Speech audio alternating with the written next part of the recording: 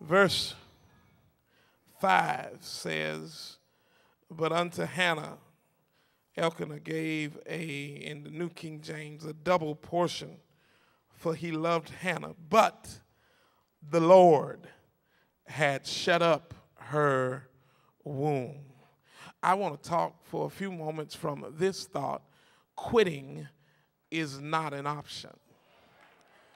Quitting is not an option. But I come to suggest to you today that struggles brings out the real character in people. And so you need to observe folk and how they handle trials, troubles, and tragedies if you want to know who the true person is before you hook up with them. Because you don't want to be caught hooked up with a person that can't handle trouble and at the first sign of trouble bails on you. I might have to say that again. Before you get connected to a partner, before you get in business with someone, before you stand to the altar in front of the preacher and the church with someone, you need to make sure that the person you're standing with is a person that won't leave you when stuff hits the fan. I need some ride or die Christians that don't mind just testifying that I've been in some hell. If truth be told, I'm still catching hell, but I'm still here. I'm still here. Yeah, the church was full last Sunday and a whole bunch of them are fair-weathered Christians, but I'm catching hell and I can testify I'm still. Is there anybody still here? I dare you to slap your neighbor a high five and tell him I'm still here. Been sick, but I'm still here. Been divorced, but I'm still here. Got heartache, but I'm still here. Been catching hell, but I'm still here. And I came to serve notice on the devil. No matter what you do to me, it won't make me leave. Is number one, Gene, is you've got to first, like she did, surround yourself with the right people. If you're going to hang in, if you're going to handle hell at its highest, then you got to strategically have the right people around you. I want to suggest that the text shows us that she surrounded herself by two types of people, her helpers and her haters. That her husband, who is a helper, when he gets ready to send them to church, he gives them their offerings. The text says that he breaks off a portion and he gives Peninnah a portion, and then he gives each one of the children a portion so that they will have something to present to the Lord when they come before him in church. However, the text says when he gets to Hannah, he doesn't give her one portion, but he gives her a double portion. Not because he wanted Hannah to give a bigger offering, but he understood what Hannah was doing, and he gives Hannah two portions even though she's one person. Oh, you better catch this, because when Hannah gets to church, Hannah doesn't give a larger offering, she gives two offerings.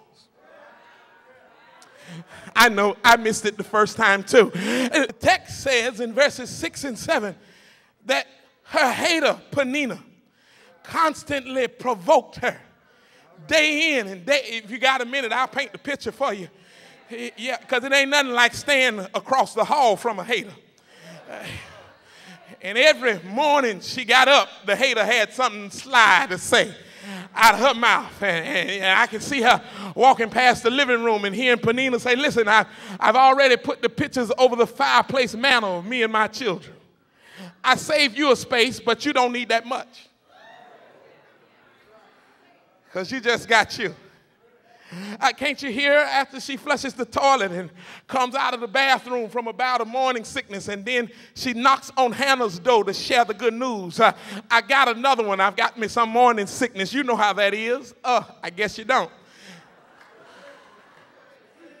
Haters knock you to your knees, but I came to tell you it's on your knees where you get your power from. Yeah, if you've ever seen a farmer as he's plowing the field with his oxen, every now and then he'd hit a root, something hard in the soil, and the ox would stop and he'd start whipping the ox to get the ox to give it everything he got, and the ox would pull, but there were some roots that were so thick that the ox couldn't get it that way. And then the ox would drop to his knees.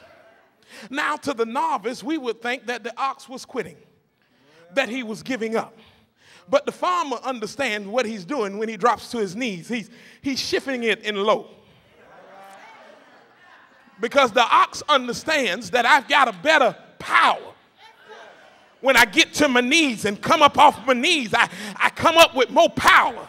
And every now and then the ox hits something that knocks him to his knees, and he understands it's on his knees that he gets the most power. Somebody gonna catch it in a minute. And so I come to suggest when your enemy, your hater knock you to your knees, you need to understand it's there that I get my most power. It's on my knees where I get back in touch with my power source. More than me, I'm gonna make sure nobody celebrates greater than.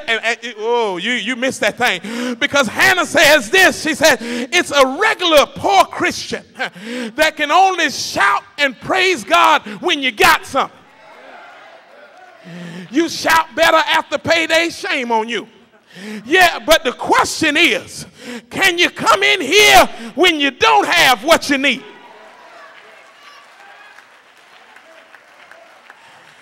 And then celebrate like you already got it.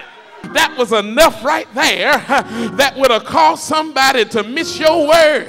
When the preacher called you out of your name, you would have missed your word.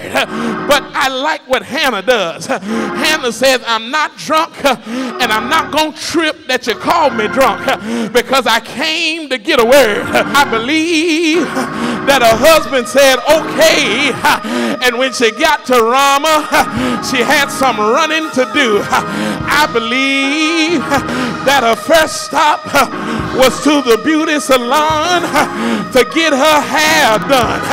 I believe that the second stop was to the nail shop to get a mani and a pedi. I believe that after she got her did it up, I'm keeping my promise.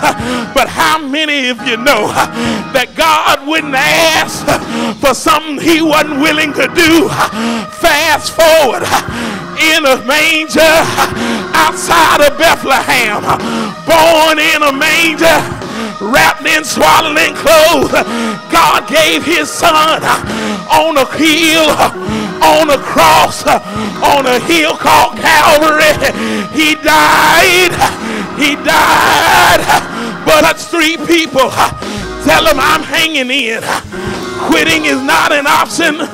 Quitting is not an option.